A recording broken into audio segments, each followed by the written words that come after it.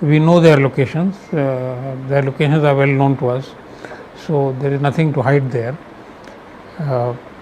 So it is just that our drones are quite capable of taking on their targets and destroying them. Yes. For the benefit of our viewers, I'm just trying to technically break down what he's saying. Is there any technical sense in what he's saying, that we allowed them to come as close as possible before doing anything, so that we don't give out our locations? That does that make any sense at all? Is that any military strategy? Not at all. Not at all. Exactly. Not at all. Brigadier Vinod Datta, you want to comment on this? Face saving, bravado, inflammatory speeches and statements, that's all that Pakistan seems to be managing right now. Well, I would only say about Khwaja Asif that he is calm, cool and clueless.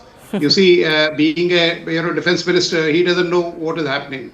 And that is the character of Pakistan. Even when Kargil, was planned, they had made a Kargil cabal in which the DGMO, the Prime Minister, I mean, they were not involved at all. Parvez Musharraf has involved only, GOC 10 Corps and Major General Jamshed Hussain, Commander FCNA, and the CGS, who was sitting in the general headquarters.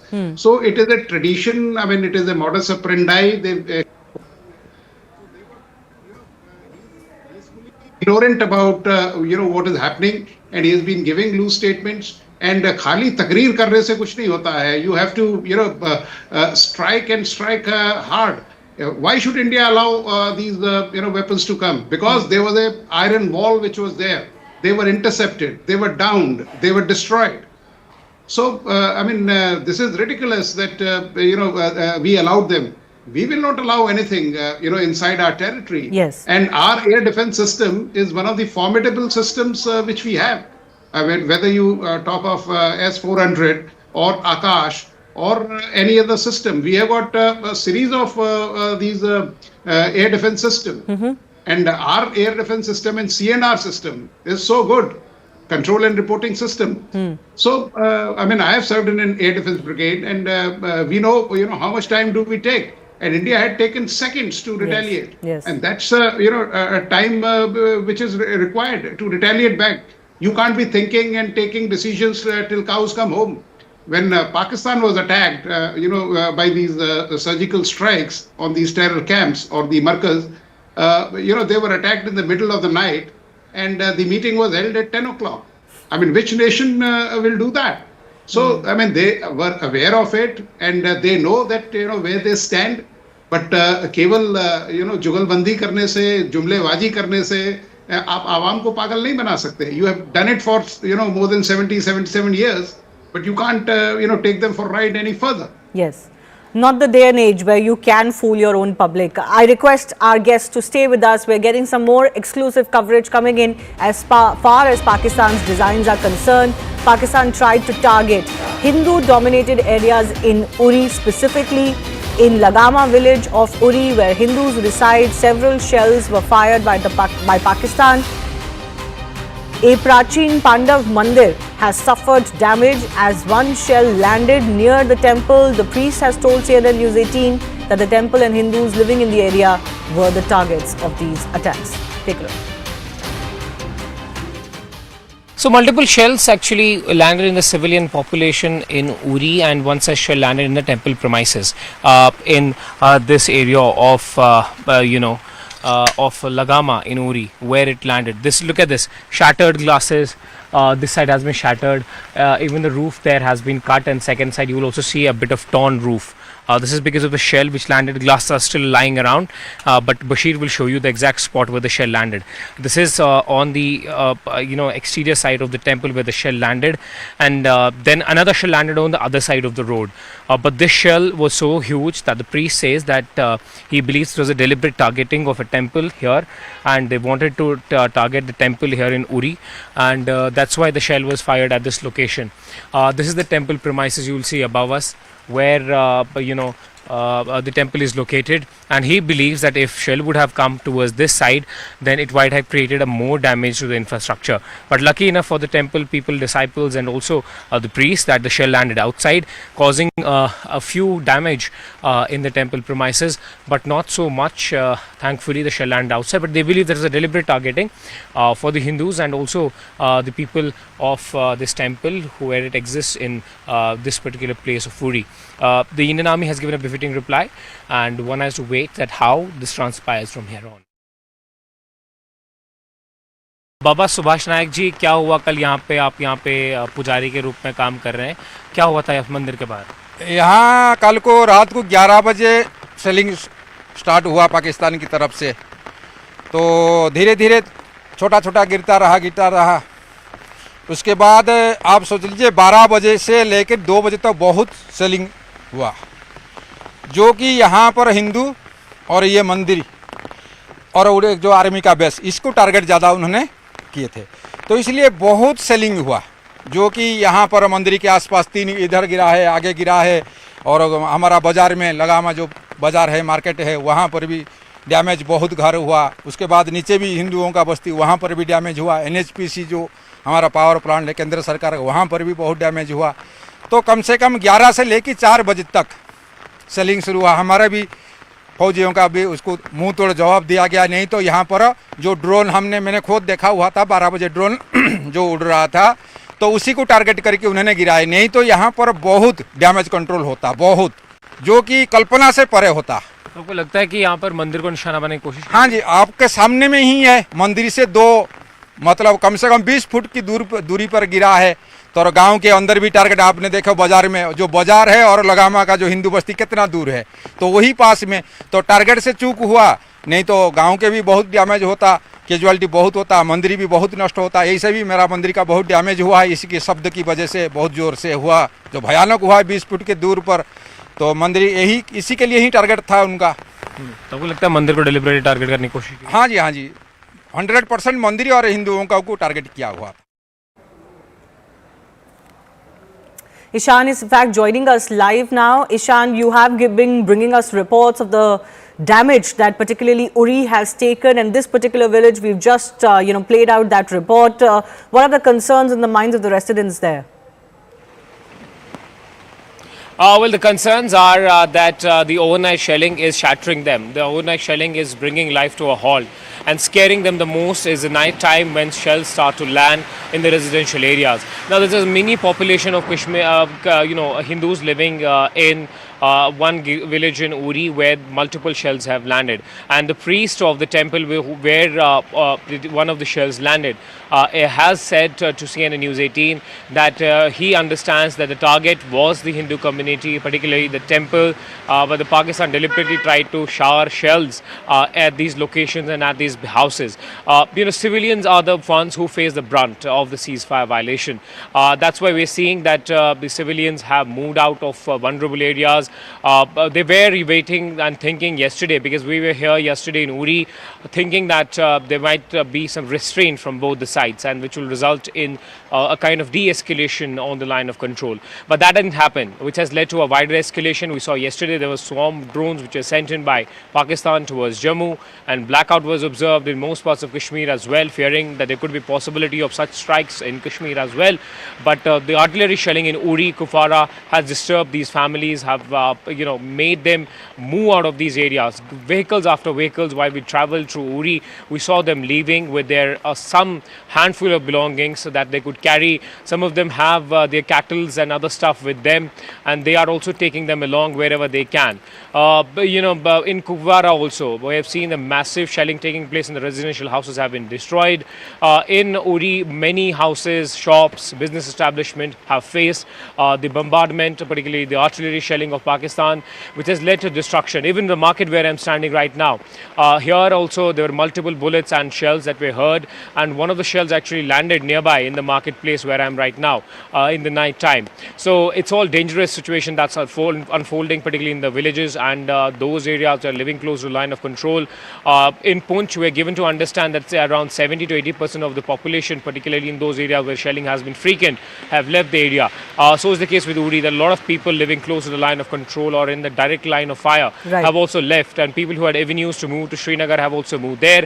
The government is providing all possible help, with the Lieutenant Governor also visiting the spot and ensuring, and Chief Minister while also went to Jammu and parts of Jammu, that there's a whole of government approach where they won't leave any civilians stranded and will ensure everyone's safety. But yes, this is a story just still unfolding. One has to see what transpires in the next couple of days. Absolutely. Intense shelling has been taking place across the LSE for the last 2 days now, since Operation Sindoor was first conducted and announced. More updates coming in. External Affairs Minister S. Jaishankar has spoken to UK Foreign Secretary. He has announced on his social media profile that he had discussions centered around countering terrorism, for which there must be zero tolerance. My colleague Siddhant Mishra is also joining us for more on this. So, more and more discussions being taken on by the External Affairs Minister. This is what he's been doing since the Pahalgam attack, but particularly since Operation Sindoor was announced and then Pakistan showed its intent to escalate. Well, that's right, Shivani. In fact, this is the first conversation between Foreign Minister S. Jaishankar and UK Foreign Secretary David Lammy. In fact, once they spoke before Operation Sindoor also. And in fact, right ahead of Operation Sindoor, Prime Minister Modi spoke to Prime Minister Keir Starmer. Perhaps that conversation was about the announcement of a free trade agreement between the two countries. And hours after that conversation, India struck 9 terror targets in Pakistan. Perhaps as far as this entire escalation is concerned, UK, US, Saudi Arabia, Qatar have to play a very, very significant role. In fact, NSA Doval also briefed his UK counterpart right after the strikes. And today this conversation is happening ahead of crucial IMF meeting, Shivani. Let's not forget that. And in fact, India is throwing all its weight, perhaps this time, to throttle Pakistan economically. In fact, yesterday, Foreign Secretary Vikram Misri also said it on record that there should not be another bailout package which IMF should announce for Pakistan. At least India is going to object. India will use its diplomatic might to get that next bailout package stopped. There have been 24 such programs announced by IMF since Pakistan's independence, because India has to say that this money is being diverted for terror activities in India, and in fact India has very credible evidence to substantiate this claims, whether it's how Pakistan has been protecting TRF, how TRF's name was removed, how India had provided evidence related to TRF to UNSC 1267 committee twice, but there was no action taken. So India has enough evidence to substantiate this claims. Perhaps ahead of the meeting, this very significant conversation took place between Foreign Minister Jaishankar and UK Foreign Secretary David Lammy.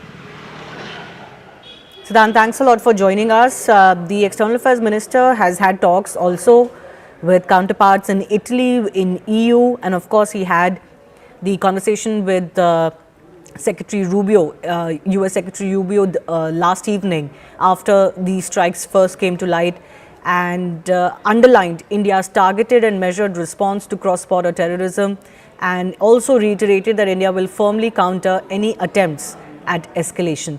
So certainly the External Affairs Ministry doing its work, which is to get its allies and others on board and also apprise them possibly of what Pakistan has tried to do, even if it has failed in doing so. Let's go across to some more breaking updates coming in. Home Ministry has been very active. It has now written to Chief Secretaries of all states, asking to invoke emergency powers under civil defence rules for emergency procurement. Remember, the Home Minister had chaired an important meeting with all the internal security authorities and agencies, the BSF, CISF, paramilitary forces, etc., and top Home Ministry officials to take stock of the situation. Airport safety and upgradation of airport protocols were discussed, but we're now getting to know that emergency procurement that states may need has also been approved. There are rules under emergency provisions to make emergency procurement, and the MHA has now written to Chief Secretaries asking for invoking those rules. My colleague Arunima is bringing us more on this. So more and more preparation taking place. Arunima, how do you read this, the approval for emergency procurements now? So this is a letter that has been written by the Directorate of Civil Defence, which falls under the Ministry of Home Affairs. They have asked the Chief Secretaries of the various state governments to invoke Section 11 of the Civil Defence Rules and give emergency procurement power to the respective Directorate or Director of Civil Defence in their state or union territory.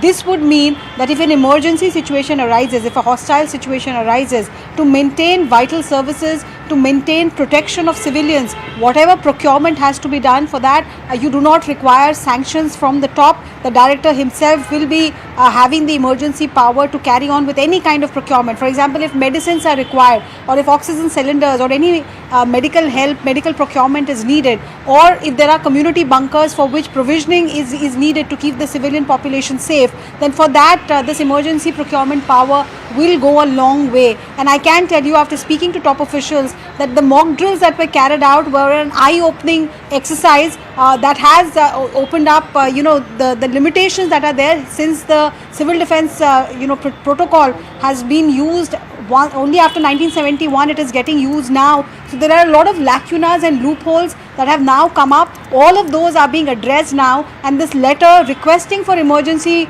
procurement power be invoked, it should be seen in that light. All of this preparation and advanced preparation that is being done, Arunima, any precedent to when was the last time all of these activities were undertaken, such measures were taken? You and Akash both have been bringing us perspective on what the armed forces are doing, have been told to do, what the internal security agencies have been told to do. This certainly seems to be, I don't know if there's any other term to express it, preparation for war? See, since 1971, this kind of preparation has not been seen by India. Yes, Operation Vijay, when Kargil was on, that did happen, but that was a limited conflict, limited to the northern state, now the union territories of Ladakh and Jammu and Kashmir. What we are seeing now is the only precedent I can think about is 1971.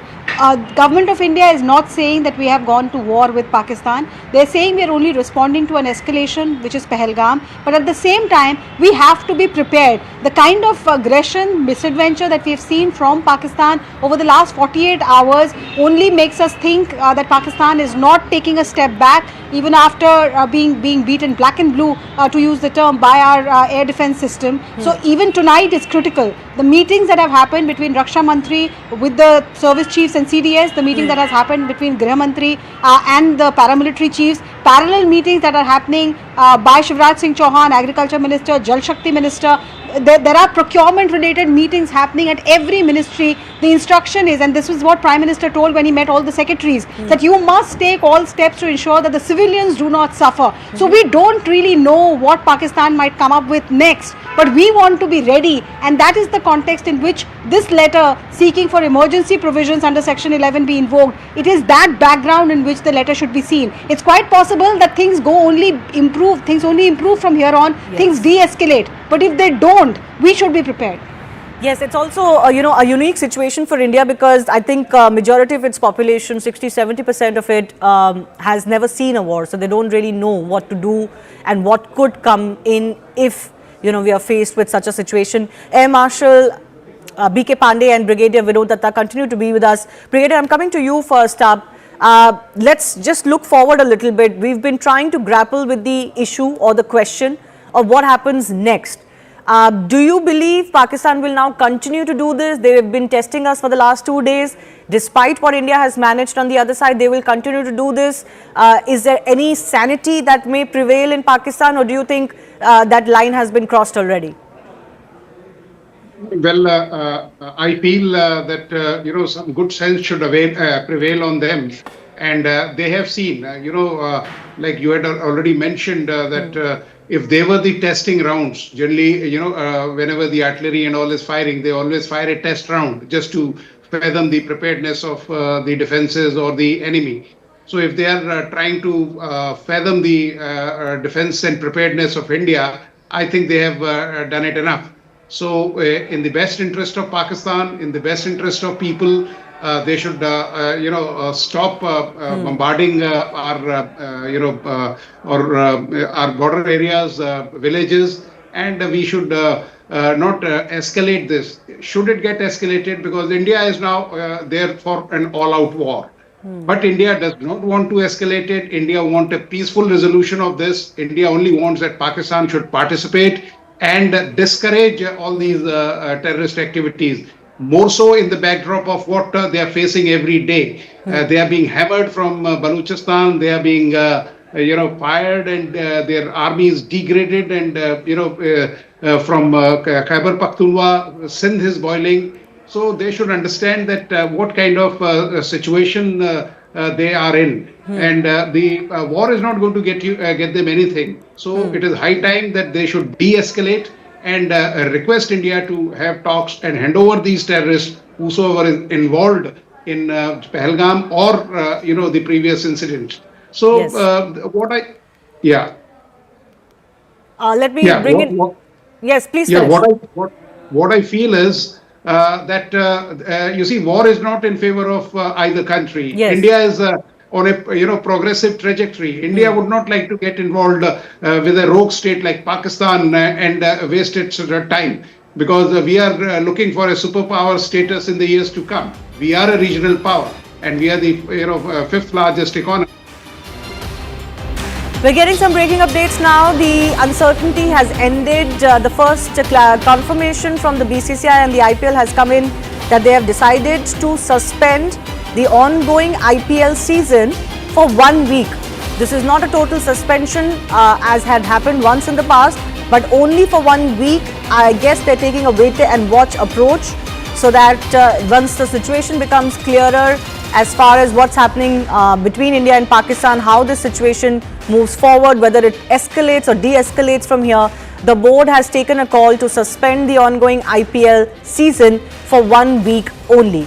Remember, we had brought to you earlier that the IPL Governing Council was speaking to franchises who are the major stakeholder and have most to lose if the suspension was to be ordered, that they were considering the suspension of the season. So what it seems is that they have come to a conclusion that for now they will only suspend it for 1 week, which can also be seen as a postponement.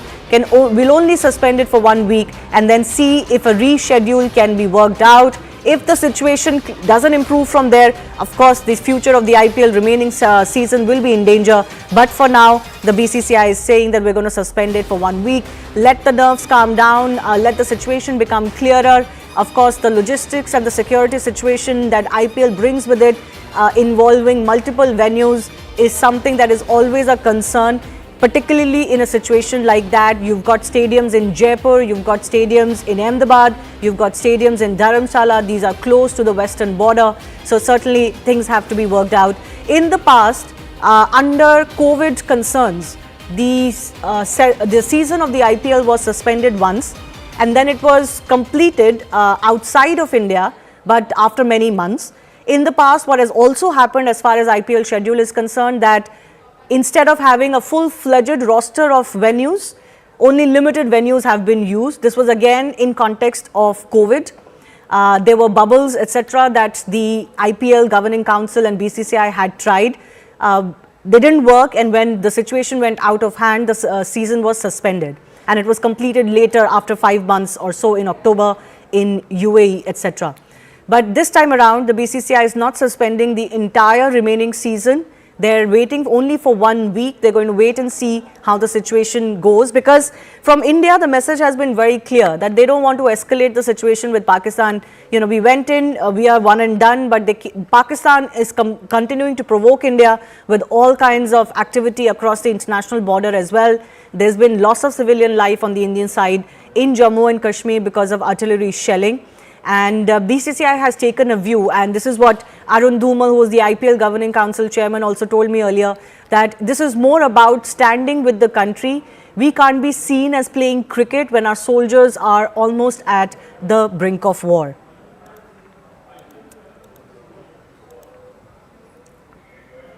All right, so updates coming in as far as the BCCI is concerned. more scheduling updates, venues of the tournament will be announced in due course, is what the BCCI statement is saying, after a comprehensive assessment of the situation in consultation with relevant authorities and stakeholders. So it could be, it is in the realm of possibility that once it does resume, it could be a curtailed version of the IPL. They have done this in the past where they have restricted it to a certain number of venues. Maybe those are venues that are away from the western border and therefore have less concerns, but we'll wait and see. My colleague Shireen is also joining us with more on this. So a wait and watch approach by the BCCI and the IPL Governing Council so far, a suspension or a postponement, but only for 1 week.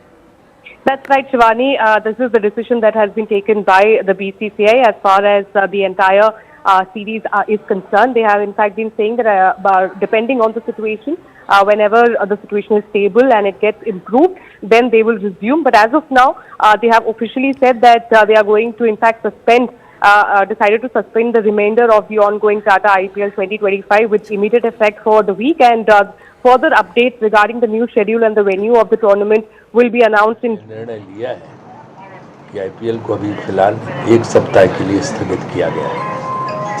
उसके बाद जो स्थिति है उसका जायजा लेके सरकार से विचार विमर्श करके जो हमारे स्टेक होल्डर्स हैं, फ्रेंचाइजी और ब्रॉडकास्टर, इन सबसे बात करके नए शेड्यूल की घोषणा की जाएगी।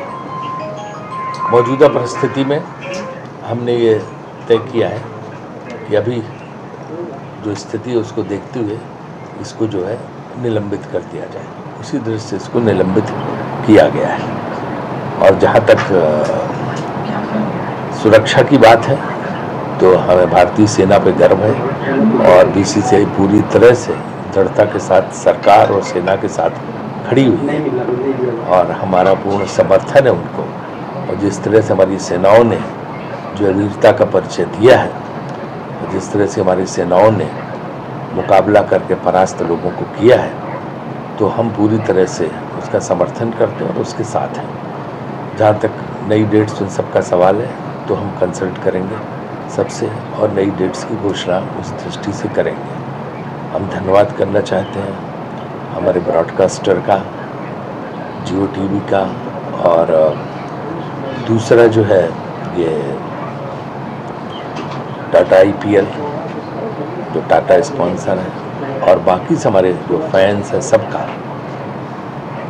कि उन्होंने जो है ऐसे मौके पे इस मामले में अपना हमारा साथ दिया, क्योंकि फ्रेंचाइजी वगैरह ने भी तमाम चिंताएं प्रकट की थी खिलाड़ियों को लेके, तो सबको ध्यान में रख के निर्णय लिया गया है। सर, रीशेड्यूलिंग होगा, रीवर्क होगा, वेन्यू क्या इंडिया ही रहने वाला है कि एक अलग जोन, या ऐसी पॉसिबिलिटीज़ भी है कि बीसीसीआई एक्सप्लोर करेगा आईपीएल को देश से बाहर ले जाने के लिए?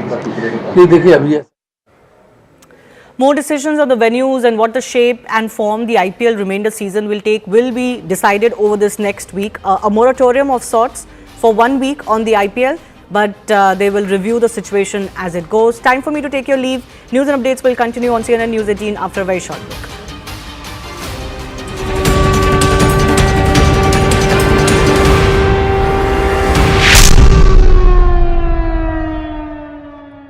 अब आया असली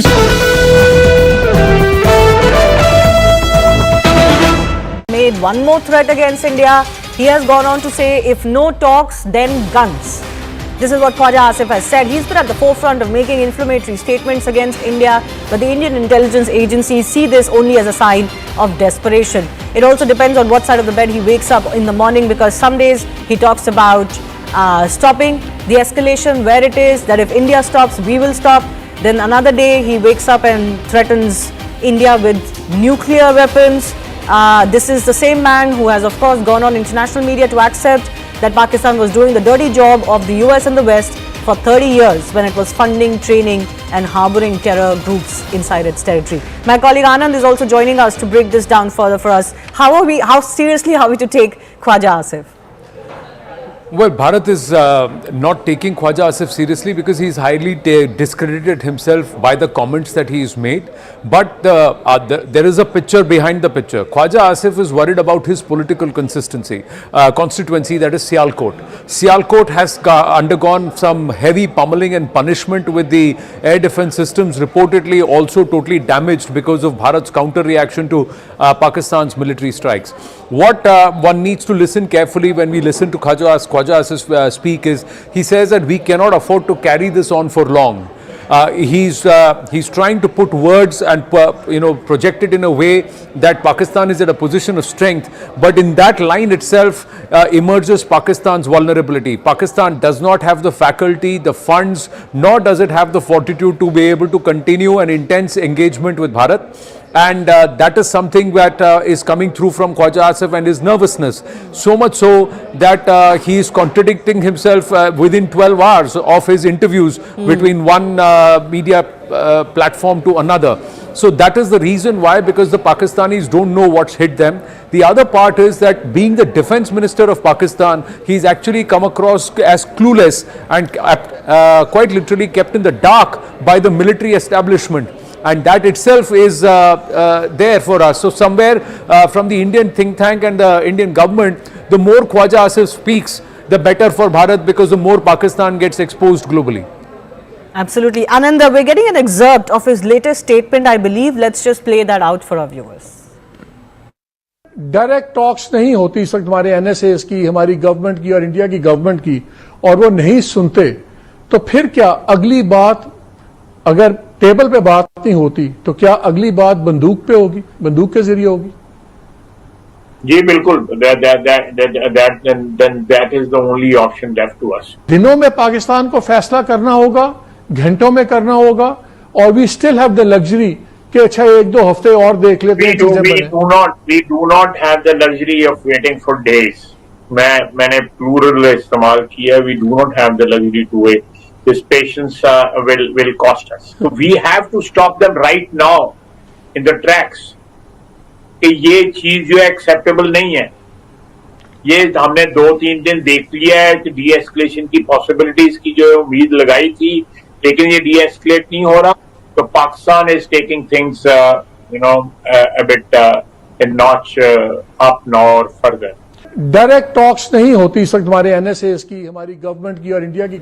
All right, there you heard it. A bit of a leading question there, but the defense minister certainly approving what was asked, that if there are no direct talks, then there will be guns. In other ways, he's saying that Pakistan will lose its patience and escalate further, because he's painting it out to be that India is not de-escalating. But India has given them a route off this escalation ladder at every step.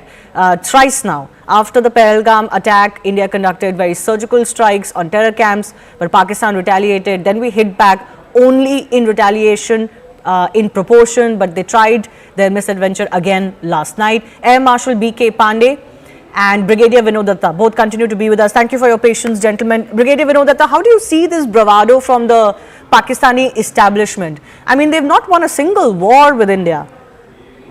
They possibly cannot sustain themselves in a conventional war with India even today, but the bravado is endless. Yeah, I agree with you because this kind of pseudo confidence which they have, the kind of trust they have on false claims, the kind of destiny they have with having tall claims like even 65 and 71 war. 65 our Honorable Prime Minister Lal Bahadur Shastri ji had already said कि अयूब खान साहब आपको आने की जहमत नहीं है. When they were claiming that we have reached Ambala, he says we will come and look you up in Lahore, and we did the same thing. 71 also it was repeated. They are living in a fool's paradise. You see, they should know that what is their reality. They don't have logistic stamina as far as defense is concerned. They don't have a good financial health. They don't have a good, rapport with the international community. They have been going with a begging bowl everywhere. And you see, warfare these days, it's not, rhetoric or jingoism by which you can win. They have indulged in that. But last night we have seen, you see, they could not even penetrate our air defense wall. Yes. Leave aside, taking on India. and India retaliated so hard. And now, just because they have to make some kind of...